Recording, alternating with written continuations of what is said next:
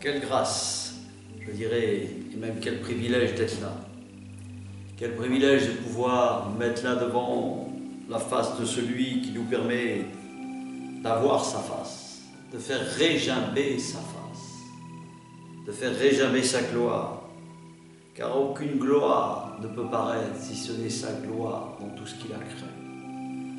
Le soleil, la lune, les étoiles, tout ce qu'il a pu créer, et nous-mêmes, qui sommes le reflet du reflet, chaque être. Pour refléter sa gloire, combien il est bon de pouvoir se dire l'Esprit de Dieu, cet Esprit peut m'animer, cet Esprit peut m'habiter, cet Esprit peut me faire réaliser, cet Esprit m'anime, cet Esprit m'imbibe, cet Esprit me permet d'être comme il est. Ah, merci. La reconnaissance d'avoir l'Esprit, la reconnaissance d'avoir la vie, simplement ta vie, Père.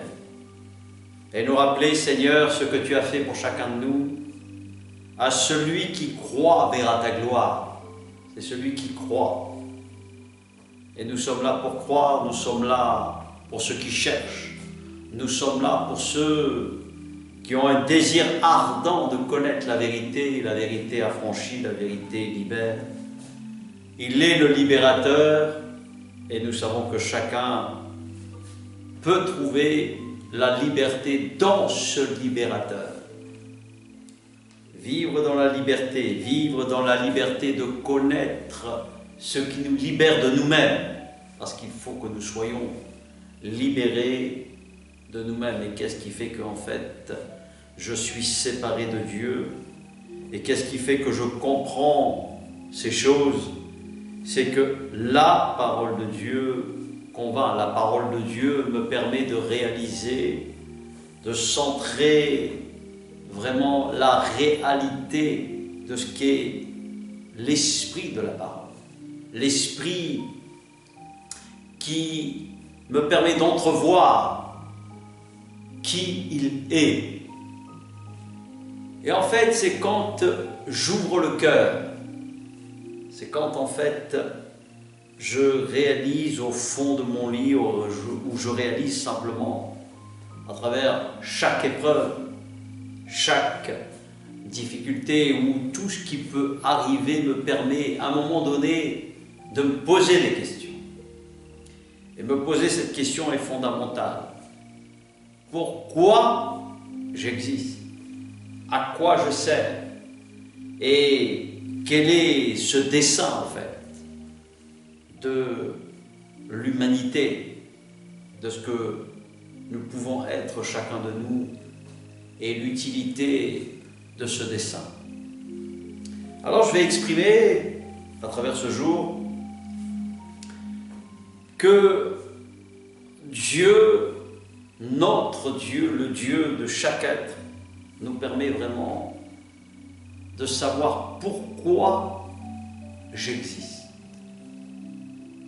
Quand je commence à méditer, à réfléchir, à étudier, je commence vraiment à me poser des questions.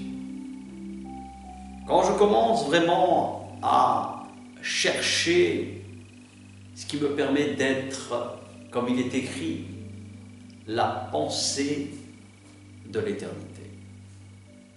Et nous savons que chacun a cette pensée, que chacun cherche au fond de lui-même, se pose cette question éternelle. J'ai le sentiment d'être éternel. C'est pour cela que chaque être, s'il se pose la bonne question et qu'il cherche la vérité, il y a des porteurs de bonnes nouvelles,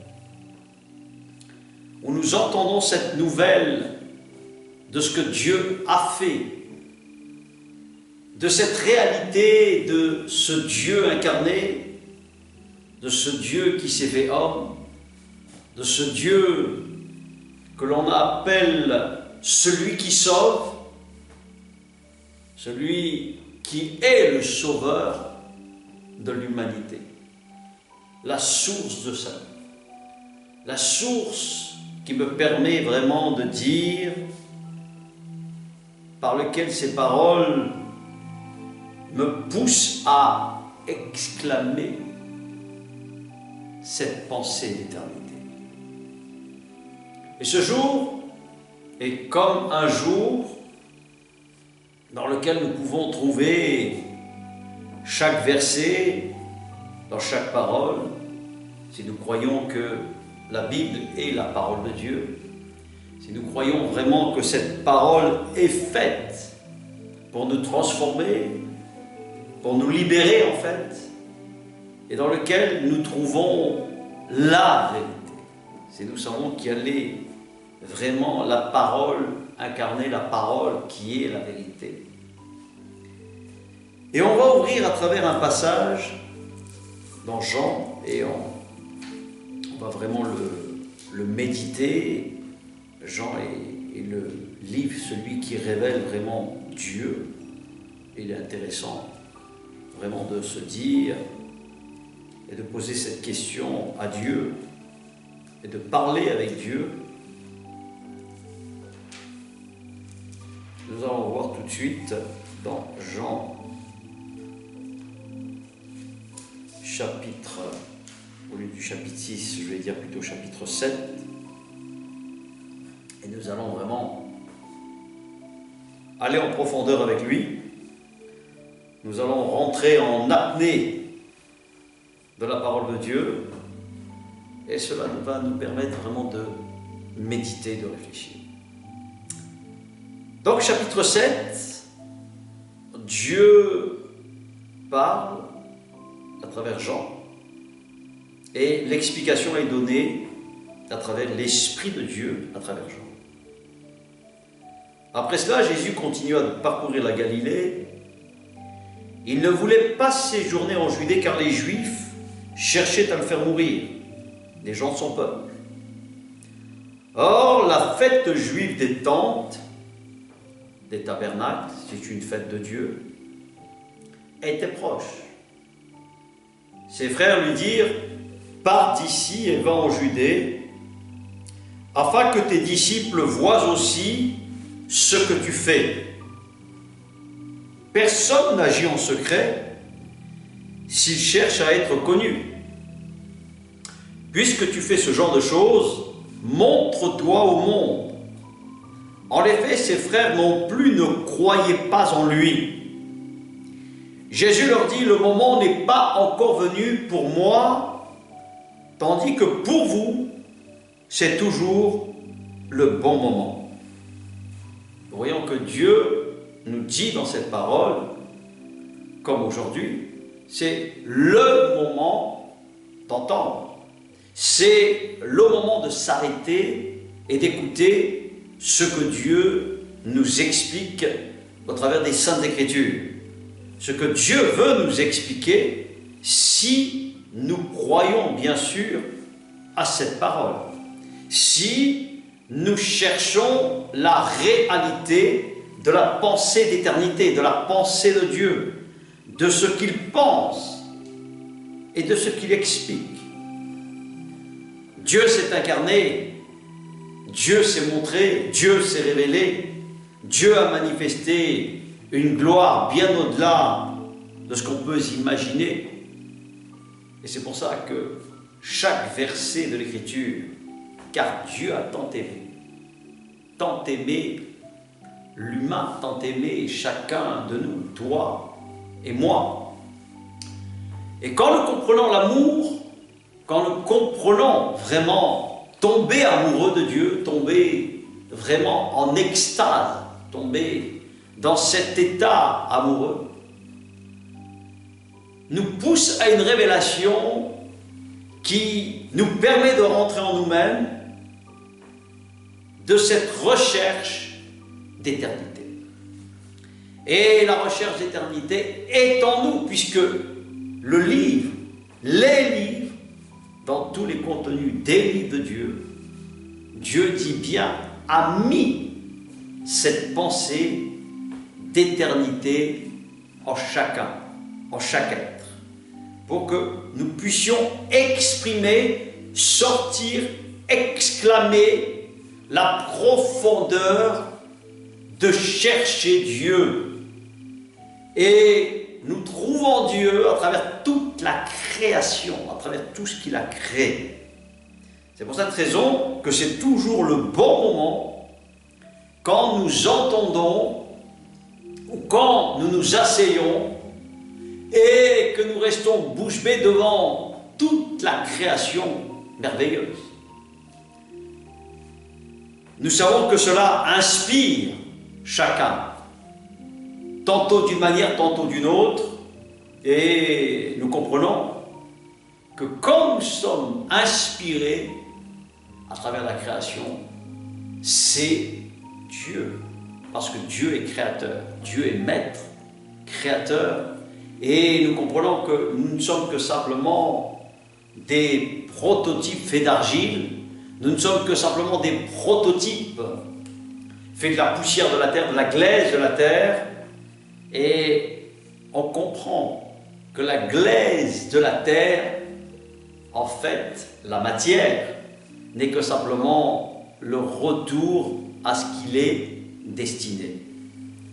Donc, au-delà de la matière, il y a le souffle.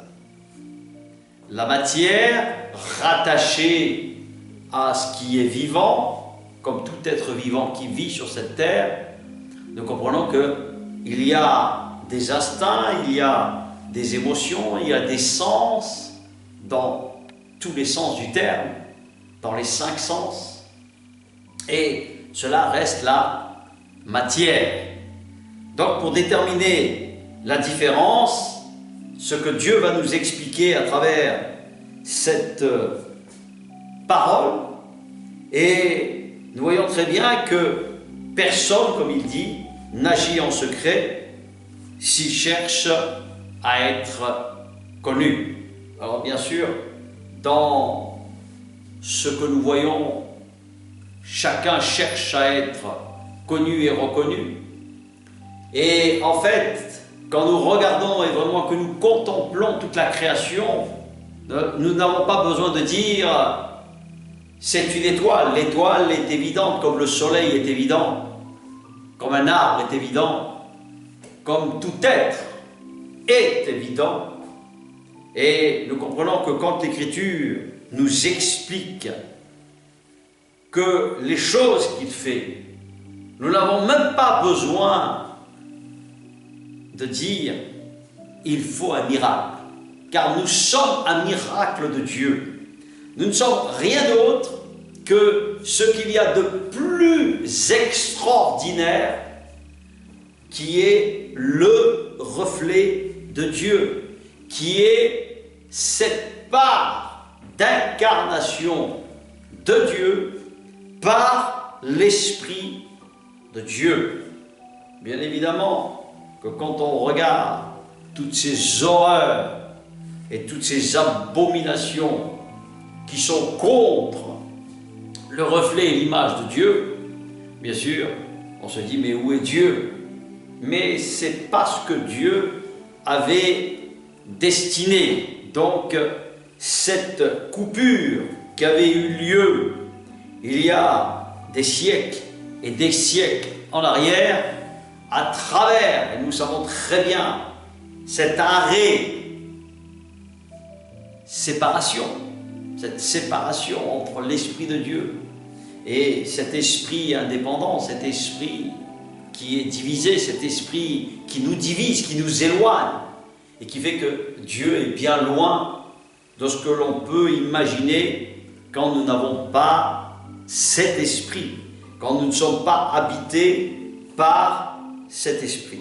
Et nous avons besoin de comprendre que croire n'est pas suffisant. Il y a être habité.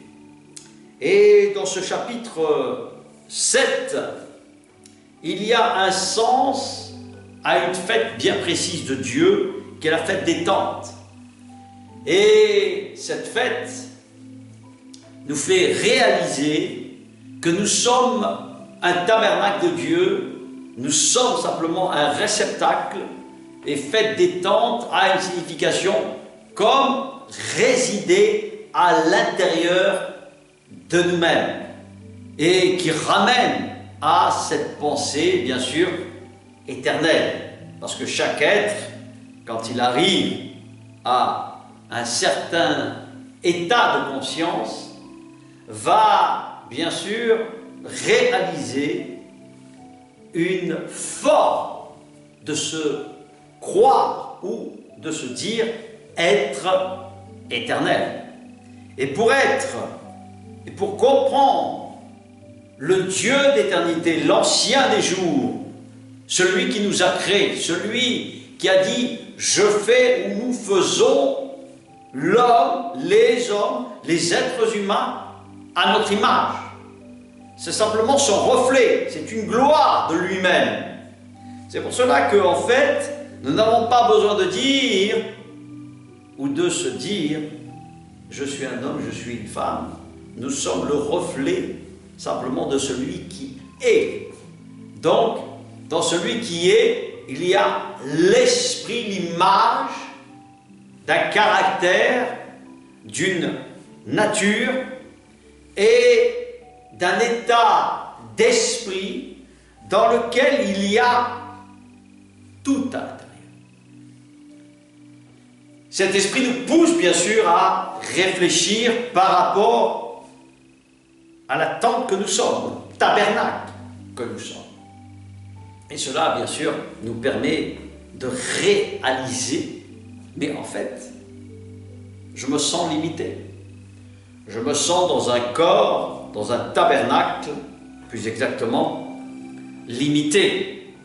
Pour quelle raison je suis là? Pour quelle raison je meurs? Pour quelle raison je vis? Pour quelle raison je fais ceci? Pour quelle raison je fais cela? Et toutes ces choses sont les éternelles questions que chaque être humain se pose.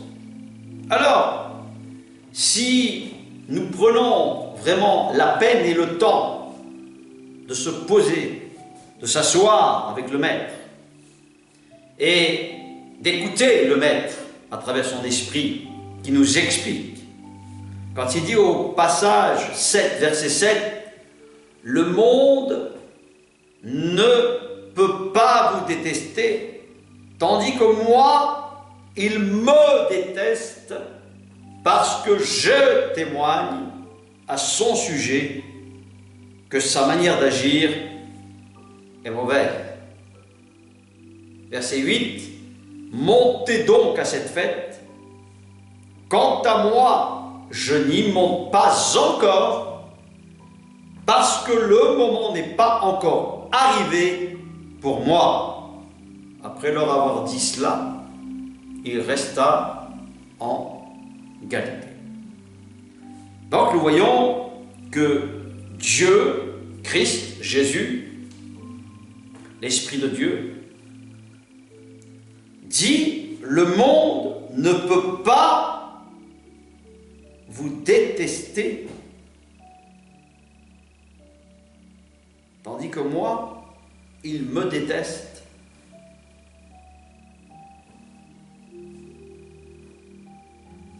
Pourquoi il me déteste? Parce que je témoigne à son sujet que sa manière d'agir est mauvaise. Il y a le reflet. Il y a simplement devant Dieu, devant Christ, quand il est présent, il y a comme une aversion, une adversité qui agit. Il y a comme un comportement qui montre que nous sommes contre Dieu par nature. C'est ce qu'on appelle simplement le péché, le détachement de ce qui ne régit pas dans le sens de Dieu, de ce qui ne fonctionne pas dans l'état d'esprit de ses commandements, dans l'état d'esprit d'être habité par la conscience de l'esprit de ses commandements, par la conscience de l'esprit de ses commandements. Et là, nous voyons très bien que le monde, quand il dit, ne peut pas vous détester. Tandis que moi, il me déteste parce que je témoigne à son sujet que sa manière d'agir est mauvaise. C'est-à-dire, c'est le miroir, le reflet. Dieu est glorieux. Dieu a montré sur lequel Christ, le prototype parfait, dans lequel il prend plaisir, mais il va falloir que Dieu fasse à travers cette fête. Et d'ailleurs, il dit, ce n'est pas encore le moment, en fait, de me montrer dans cette fête. C'est pour cela que, quand on explique les fêtes de Dieu, qui ne sont pas les fêtes que l'on peut sous-entendre ou connaître comme nous l'entendons, dans le monde occidental, dans le monde en général, avec ses fêtes, mais les fêtes de Dieu ont un plan bien déterminé que l'on appelle de salut. Et ce plan de salut nous permet de comprendre cette fête, nous permet de comprendre pourquoi Dieu nous a créés, pour quelle raison Dieu m'a-t-il fait pour simplement être pour moi-même, pour mes propres plaisirs, pour ce qui m'arrange, pour ce qui m'intéresse. Non! Dieu a montré la réalité de ce qu'il désire de toi et de moi. Et le meilleur des prototypes, le meilleur des exemples, c'est Dieu lui-même incarné à travers Jésus.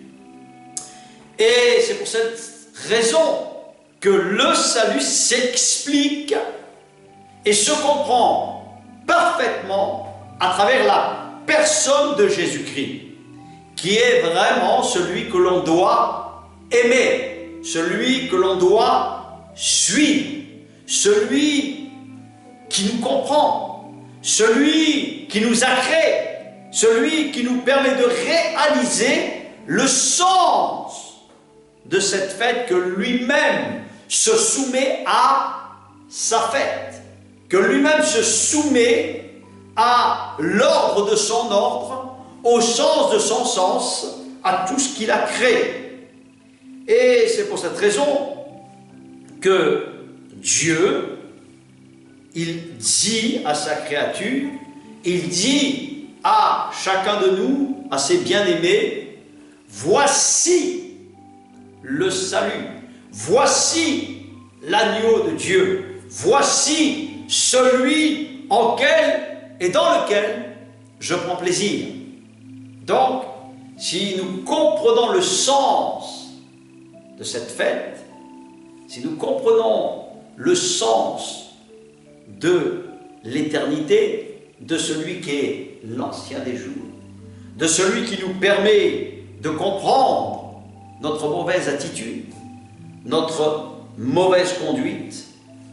Et là, nous voyons très bien que Dieu dit, ce n'est pas encore le moment que les nations, les êtres humains de toute la terre, de toutes les nations, comprennent le sens de cette fête, comprennent le sens de simplement de ce que je vous ai créé comme moi et vous ai donné mon rolam, mon souffle, le souffle de vie, dans lequel, bien sûr, c'est une partie de moi-même en vous, une partie de moi-même qui vous permet de vous rappeler l'éternité, de vous rappeler de revenir à moi, de vous rappeler que sans moi, vous êtes détaché, sans moi, vous n'êtes rien, sans moi, vous êtes perdu, sans moi. Et quand nous comprenons le sens de ces choses, on s'y attelle et on dit oui, je veux, Seigneur, quand je suis en apnée, je me laisse aller en toi. Je me laisse transporter par toi. Et connaître tes voies, connaître ta volonté est la plus grande chose, la plus grande source d'inspiration, qui a un but, qui a simplement un avenir, un projet, des projets pour chaque être. Et là, nous voyons très bien que quand nous lisons, la parole de Dieu prend tout son sens. La parole de Dieu me montre pourquoi j'existe. La parole de Dieu m'explique le but, pourquoi je suis ici, pourquoi nous sommes ici, pour que toi et moi, nous puissions comprendre la volonté du Père et comprendre le sens des Écritures. Les Écritures saintes sont là pour nous enseigner, nous éduquer, nous instruire. Et là, nous voyons que quand nous allons lire, nous ne pouvons que rester surpris comment Dieu parlait avec ses frères, comment Dieu parlait avec son peuple, comment Dieu était proche de son peuple. Lorsque ses frères furent montés à la fête, ils y montèrent aussi lui-même, bien sûr, non pas en se montrant comme en secret. Donc nous voyons que Dieu est sage, Jésus est sage, Dieu est sage. Il sait que cette fête est une fête pour l'avenir. Cette fête est un signe qui prépare. Cette fête est un signe qui va déterminer un jour pour l'humanité qui est son retour. Ce n'est pas un mythe, c'est une réalité. Ce n'est pas des paroles qui sont dites. Sinon, nous n'avons pas besoin de consulter le livre de Dieu.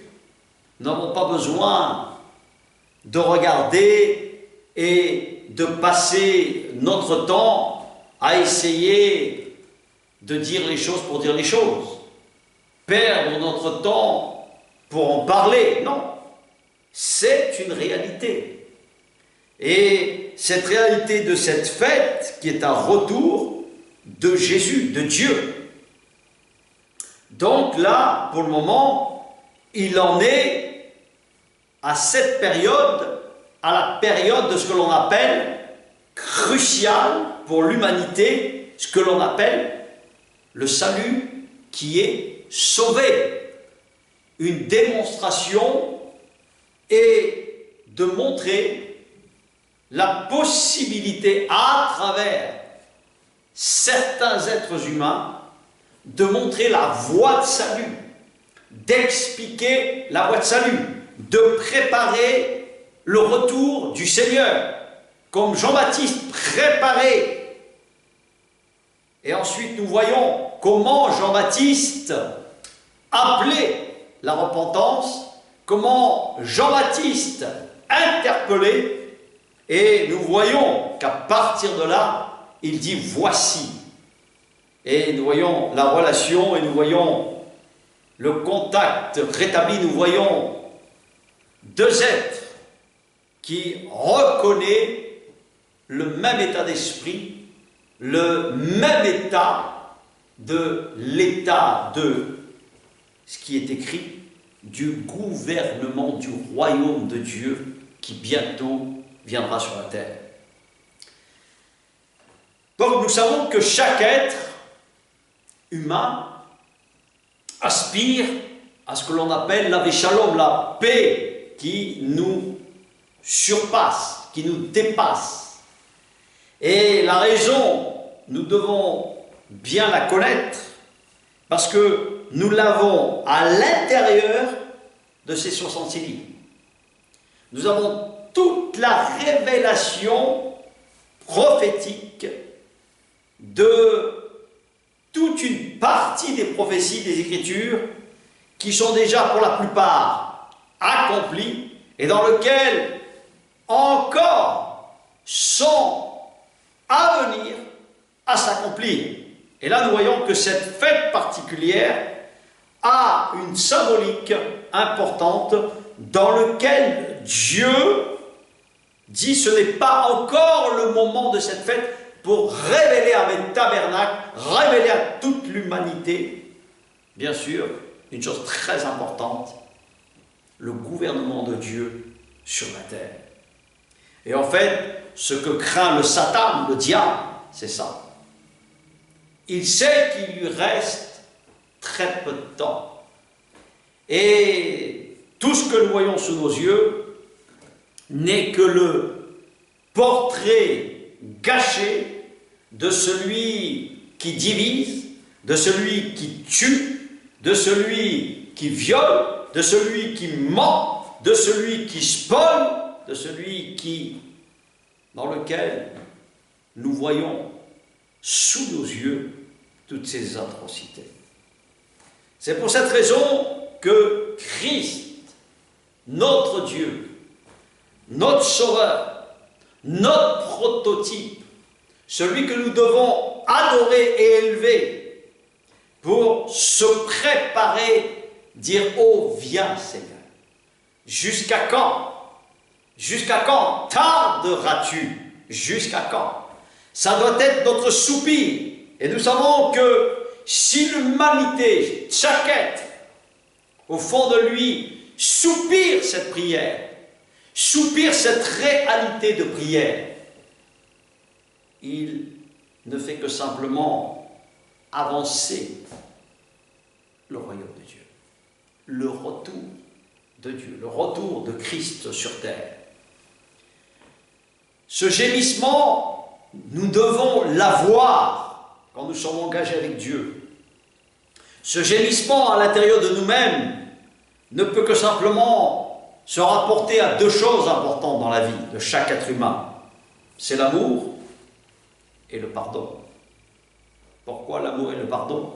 Parce que c'est ce qui détermine et c'est ce qui efface de ce que Christ, Dieu lui-même, en la personne de sa personne, simplement ce qui doit retourner à la poussière, Jésus lui-même.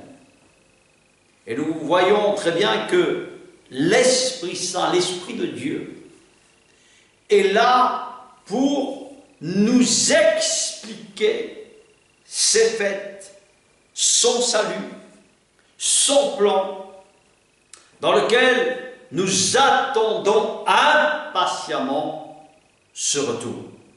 Donc quand nous lisons vraiment les textes, nous comprenons que Dieu va manifester, et quand il manifeste auprès de ses frères, auprès des Juifs de l'époque, et nous voyons qu'au verset 11, il dit « Les Juifs le cherchaient pendant la fête et disaient « Où est-il » Et dans la foule, on murmurait beaucoup à son sujet, bien sûr, parce que c'était événementiel. C'était tellement spectaculaire. Dieu, Jésus, était tellement spectaculaire que c'était quelqu'un à part. Quelqu'un qui n'était pas comme tout le monde. C'était Dieu. Et nous comprenons ce que dit le texte. Puisque beaucoup disaient, les uns disaient, c'est un homme de bien. On ne savait pas trop quoi penser. D'autres disaient non, au contraire, il égare le peuple. Et personne toutefois ne parlait ouvertement de lui par crainte, bien sûr, de ceux qui détenaient le temple, qui détenaient en fait à l'époque ce qui était déjà en place, les lois, les rituels, les cérémonies, toutes ces choses-là. Donc on craignait ces choses-là. Les gens du peuple craignaient de parler ouvertement de ce Jésus, de ce Dieu. Et verset 14 nous dit, c'était déjà le milieu de la fête. Lorsque Jésus monta au temple, et chaque fois nous devons nous rappeler cela, il se mit à enseigner. Voilà, il se mit à enseigner. Nous voyons que le maître, en qualité première, et nous voyons que les Saintes Écritures nous rappellent que faute de science, faute de connaissance, mon peuple se meurt. L'enseignement est capital, la doctrine de Dieu est capitale. Et nous devons comprendre qu'il n'y en a pas 36 000, il n'y en a qu'une, celle de sa parole. Celle qui est derrière la parole, lui le sait.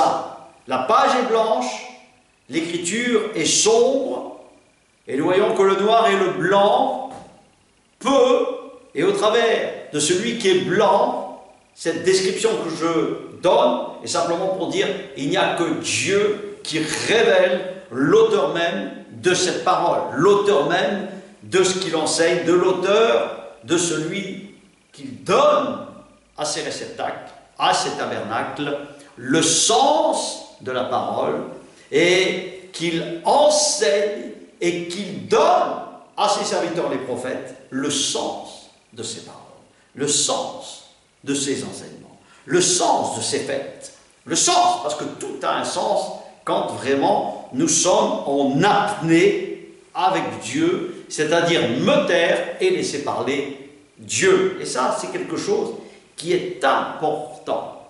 La mort est simplement le reflet de la vie de Dieu. La mort à moi-même, la mort à mes sens, la mort à tout mon être, parce que tout mon être naturel ne peut jamais et ne pourra jamais faire la volonté de Dieu sans que je sois animé par l'Esprit de Dieu. Donc il me faut, et comme je le dis à chaque fois, cet Esprit de Dieu, cette force de l'Esprit de Dieu. Donc verset 14, donc nous voyons ce que nous venons de dire, c'était déjà le milieu de la fête lorsque Jésus monta au temple et se mit à enseigner. Et regardez bien, et regarde bien et sois attentif à cette phrase.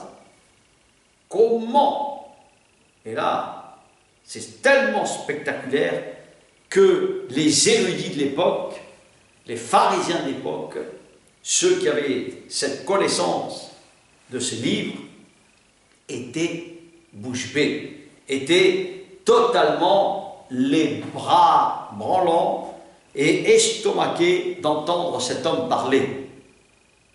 Et écoute bien cette phrase. Comment connaît-il les Écritures? Ils étaient étonnés de sa manière d'enseigner.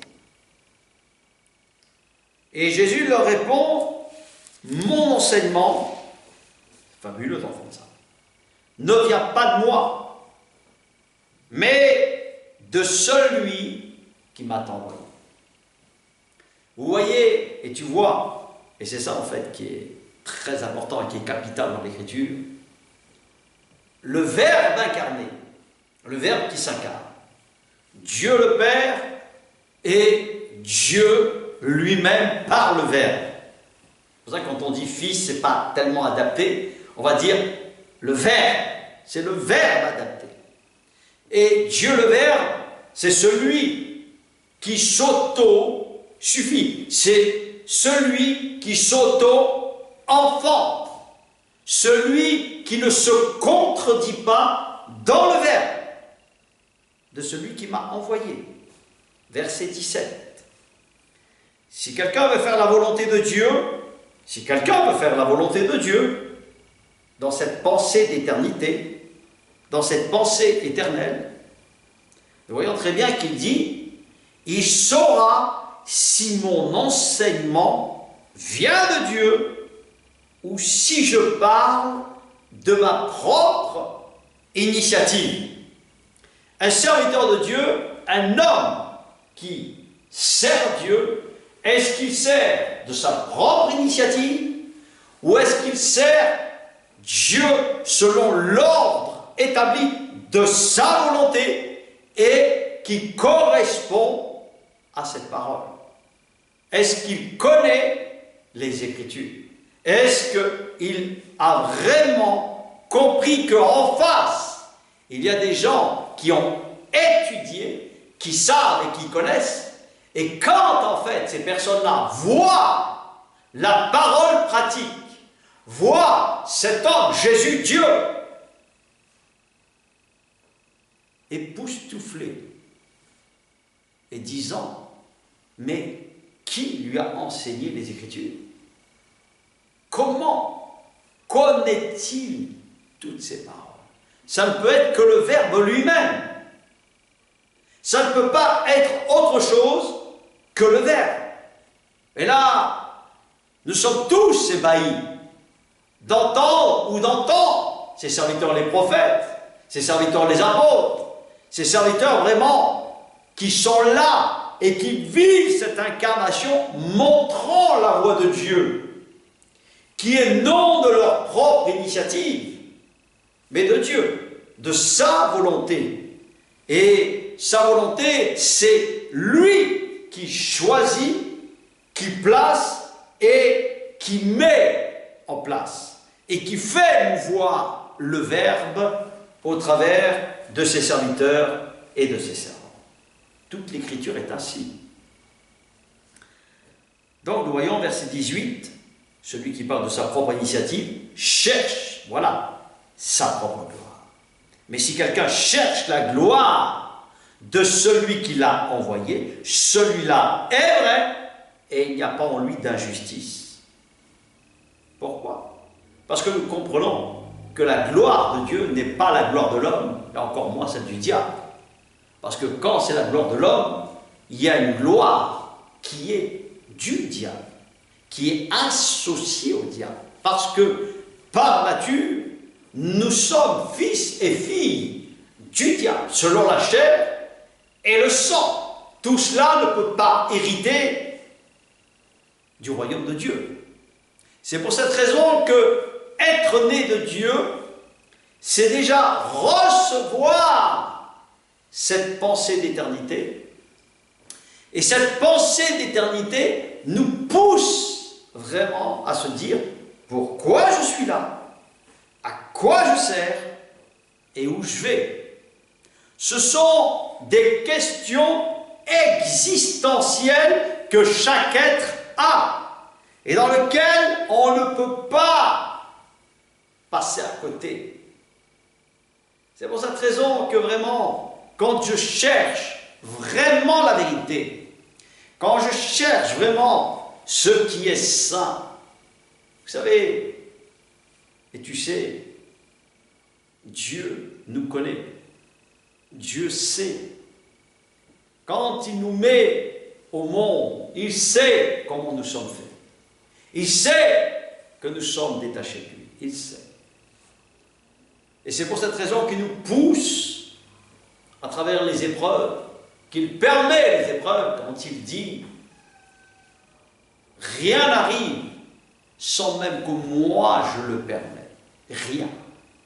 C'est pour cette raison que quand nous nous posons ces questions-là, c'est comme cela que nous voyons et que nos yeux se poussent vers le haut.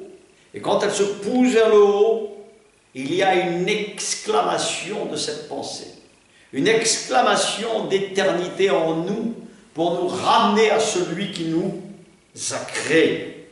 Et c'est pour cette raison que vraiment, l'initiative du Verbe qui s'incarne, du Verbe qui fait autorité, du Verbe qui transmet et du Verbe qui ne peut pas se contredire avec sa parole.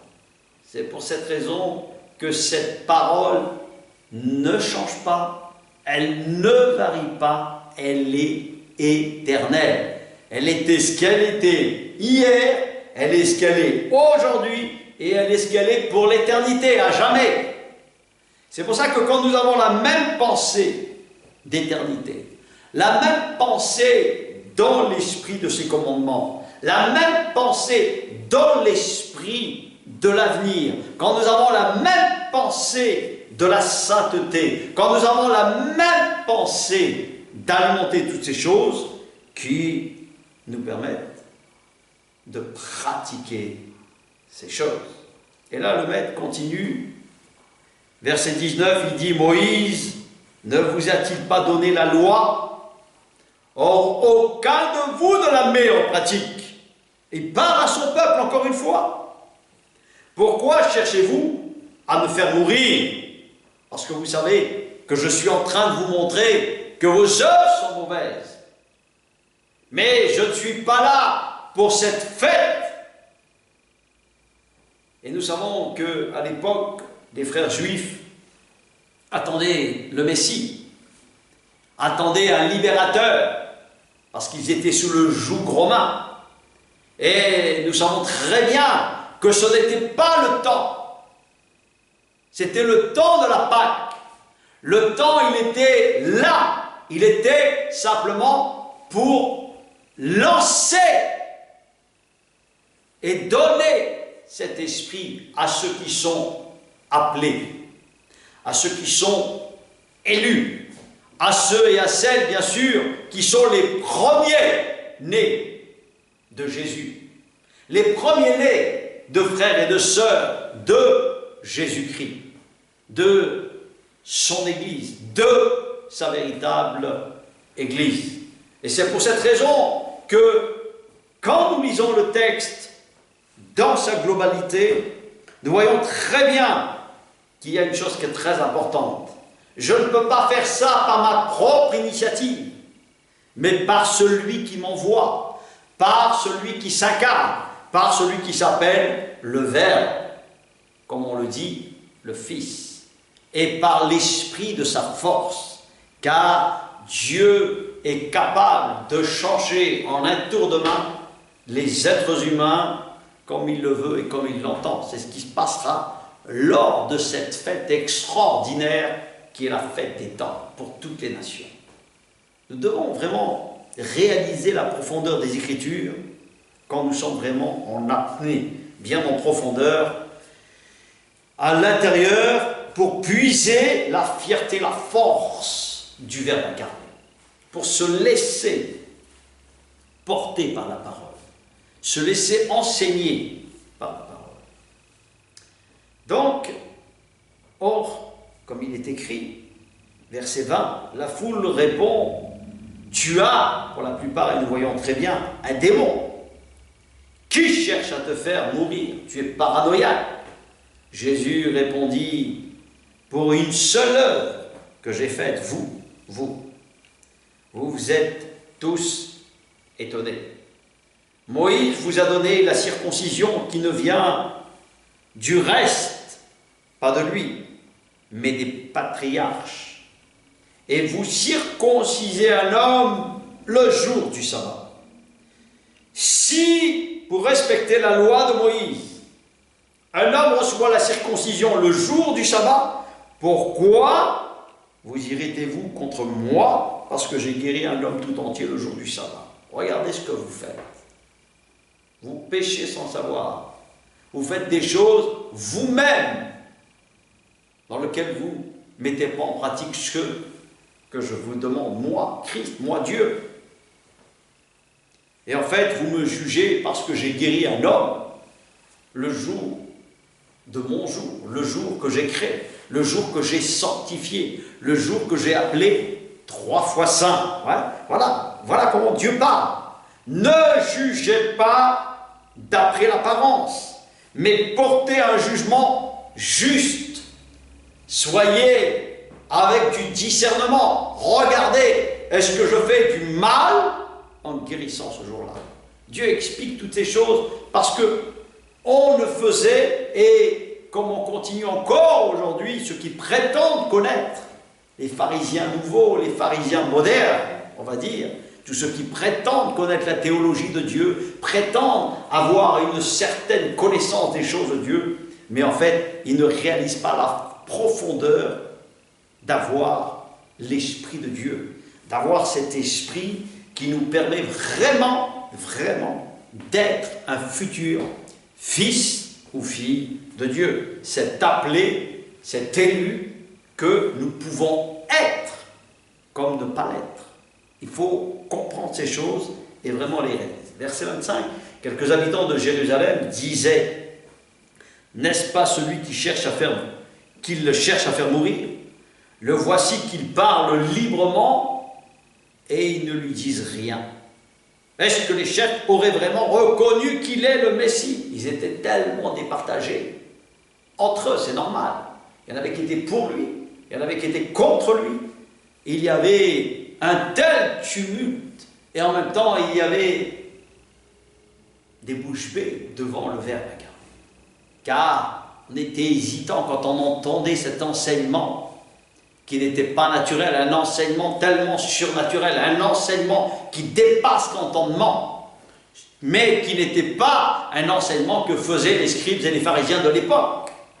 C'est pour cette raison que vraiment, il y a quelque chose de très particulier dans la révélation de Jean, dans la révélation de Dieu à travers Jean, à travers sa tente, à travers son tabernacle, je dirais. C'est extraordinaire. Et là, nous voyons très bien, est-ce que même les chefs auraient vraiment reconnu qu'il est le Messie? Très étonné, très étonnant. Cependant, celui-ci, nous savons d'où il est, tandis que le Messie, quand il viendra, personne ne saura d'où il est. Jésus enseignait dans le temps. Et il s'écria alors, vous me connaissez et vous savez d'où je suis. Il est exclamé d'entendre des propos pareils. Ils sont étonnés. Étonnants, étonnés, chacun. Pourtant, je ne suis pas venu, il le répète encore une fois, de moi-même. Au contraire. Donc, beaucoup savaient la réputation de Jésus. Beaucoup. Ce n'est pas qu'ils ne savaient pas, ils savaient. Celui qui m'a envoyé est vrai. Et vous ne le connaissez pas. Pour ma part, je le connais, car je viens d'auprès de lui. Et c'est lui qui m'a envoyé. Et là, nous voyons très bien qu'il devient de plus en plus, pour certains, très méchant. Ils cherchent donc à l'arrêter. Mais personne ne mit la main sur lui, parce que le moment n'était pas encore venu. Beaucoup parmi la foule, verset 31, crurent en lui. Et il disait, le Messie, quand il viendra, fera-t-il plus de signes miraculeux que n'en a fait celui-ci?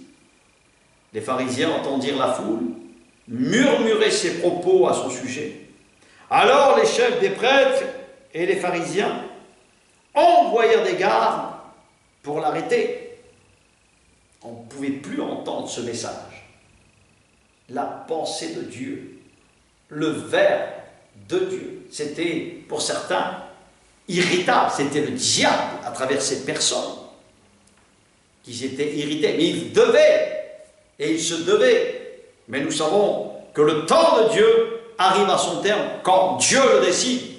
Bien sûr et bien évidemment que Satan ne peut rien faire contre Dieu. Il est tout le temps sur la réserve, il est là, il essaie, mais il sait au moment où il peut faire, où il ne peut pas faire. Tout est sous le contrôle de Dieu et béni soit le nom du Seigneur. C'est ça qui est le plus important. Jésus dit, je suis encore avec vous pour un peu de temps, puis je m'en vais vers celui qui m'a envoyé. Dieu la parole, Dieu le Verbe. Vous me chercherez et vous ne me trouverez pas. Et là où je serai, vous ne pouvez pas venir. Les Juifs se dirent alors entre eux, où ira-t-il pour que nous ne le trouvions pas? Ira-t-il chez ceux qui sont dispersés dans le reste du monde? Et enseignera-t-il les non-juifs? Les autres? Je pose des tas de questions. Que signifie cette parole qu'il a dit? Vous me chercherez et vous ne me trouverez pas. Et là où je serai, vous ne pouvez pas venir. Qu'est-ce qu'il raconte? Le dernier jour, le grand jour de la fête. Le dernier jour, le grand jour, Dieu lui-même, sa fête. Et là, c'est très important de comprendre ça. C'est son retour. Il reviendra. Ce n'est pas un mythe. Jésus, Dieu, va se matérialiser. Il va aplanir.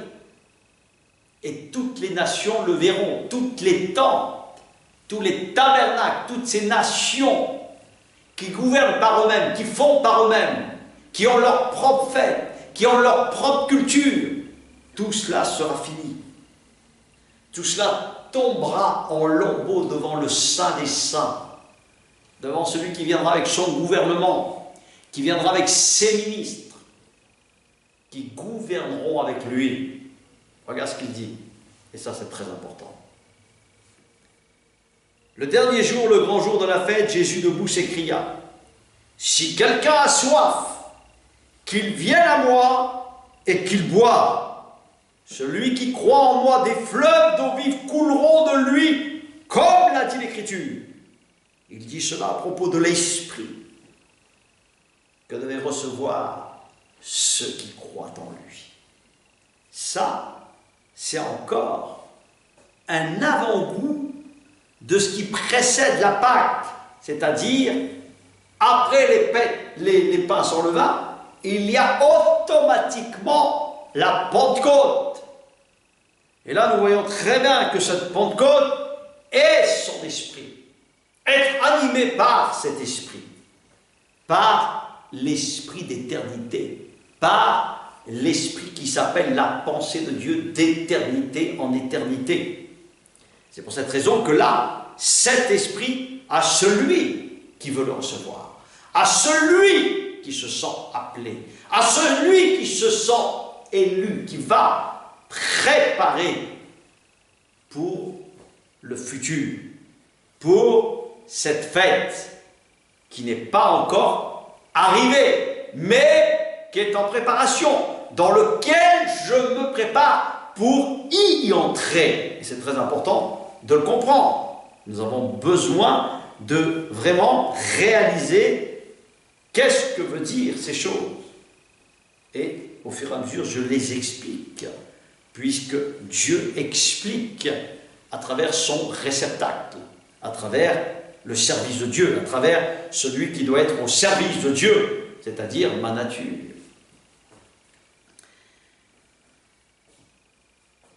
Et là, nous voyons encore une fois, au verset, pardon, je me suis égaré, voilà.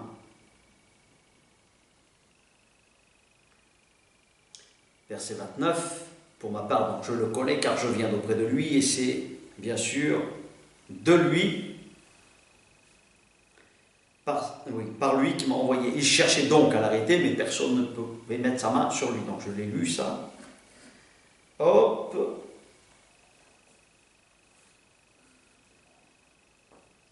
Voilà.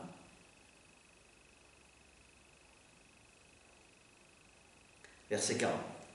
Après avoir entendu ces paroles, beaucoup dans la foule disaient « Celui-ci est vraiment le prophète, celui qui révèle Dieu. » Prophète, réveiller, révéler le Dieu vivant, l'esprit du Dieu vivant. Et là, nous voyons, d'autres disaient, c'est le Messie. D'autres disaient, est-ce bien de la Galilée que doit venir le Messie? L'Écriture ne dit-elle pas, vous voyez, on parle de cette même parole, et toutes les discussions sont vives pour savoir, pour connaître vraiment, est-ce que c'est lui, est-ce que c'est pas lui? Et là, nous voyons très bien ce qui est écrit. N'est-il pas écrit que c'est de la descendance de David et du village de Bethléem, où était David, que le Messie doit venir? Et là, il y a eu de la division. Parce que si vraiment on s'y attelle, on sait qui est Jésus, on sait qu'il est vraiment de la lignée de David, on sait qu'il est né à Bethléem, on sait, puisque l'Écriture, cette parole, le Verbe lui-même incarné, c'est lui-même qui l'a dit, il ne peut pas se contredire. Mais les êtres humains, nous sommes ainsi faits, nous écoutons les voix qu'il ne faut pas écouter, les pensées qu'il ne faut pas écouter. Et là, nous voyons très bien, il y a eu donc à cause de lui division parmi la foule. Quelques-uns d'entre eux voulaient l'arrêter, mais personne ne mit la main sur lui. Ainsi les gardes retournèrent vers les chefs des prêtres et les pharisiens qui lui dirent « Pourquoi ne l'avez-vous pas amené ?» Les gardes répondirent, et voilà, même tu vois, les Romains de l'époque, qui étaient des païens, qui étaient des athées ou païens, où ils avaient des idoles, où ils étaient athées, ils ne croyaient en rien, jamais personne n'a parlé comme cet homme. stupéfiant. Les pharisiens leur répliquèrent, « Est-ce que vous aussi, vous vous êtes laissés séduire? Y a-t-il quelqu'un parmi les chefs ou les pharisiens qui ait cru en lui aussi ?» Et cette foule qui ne connaît pas la loi, il dit, et là nous voyons que les gens qui savent, les bien-pensants et ceux qui ont une certaine connaissance, il dit, ce peuple est maudit, ce sont des maudits. Et là nous voyons un chef religieux se lever que tout le monde connaît, Nicodème, qui était venu même de nuit pour rencontrer Jésus, qui était venu de nuit vers Jésus et qui était l'un d'eux, leur dit, est-ce que notre loi condamne un homme avant qu'on l'entende et qu'on sache ce qu'il a fait? Ils lui répondirent, es-tu toi aussi de la Galilée? Cherche bien, et tu verras que de la Galilée il ne sort pas de prophète. C'est épatant d'entendre ça. Donc nous voyons que si nous n'avons pas cette pensée d'éternité, si nous n'avons pas cette connaissance de l'esprit du royaume de Dieu, de sa justice, de ce qu'il est vraiment, si nous ne sommes pas habités par cela, comment pouvons-nous comprendre ce que Dieu nous explique? Comment pouvons-nous avoir la certitude du salut? Et c'est pour cette raison que celui qui s'est incarné, celui qui s'est donné, celui qui nous a aimés, le premier, là nous voyons très bien et nous comprenons que nous ne pouvons rester que bouche bée devant ça. Mais si nous avons saisi, et j'espère que tu as saisi, j'espère que tu suis attentivement, comme je le dis très souvent, ce sont tous les messages que tu dois écouter. Tous les messages se complètent parce qu'ils sont vraiment de Dieu. Ils sont enseignés selon l'ordre établi de ce qui est écrit, sans retrancher et sans rajouter, en se tenant sur le Verbe, en se tenant sur l'Esprit, en se tenant sur celui qui veut sauver, sur celui qui se sent appelé. Et la question est toujours la même, c'est le connaître. Le connaître, c'est connaître la vie éternelle. C'est demain avoir cette espérance de résurrection. C'est comprendre le sens des fêtes, le sens surtout de ce thème que j'ai donné, de cette pensée d'éternité. Pourquoi je suis là? Pourquoi et à quoi je sers? Où je vais? C'est cette question. Et je vais m'arrêter là-dessus très simplement en disant à Dieu par son esprit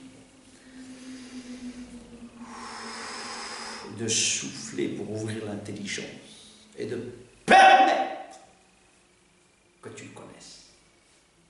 Être saisi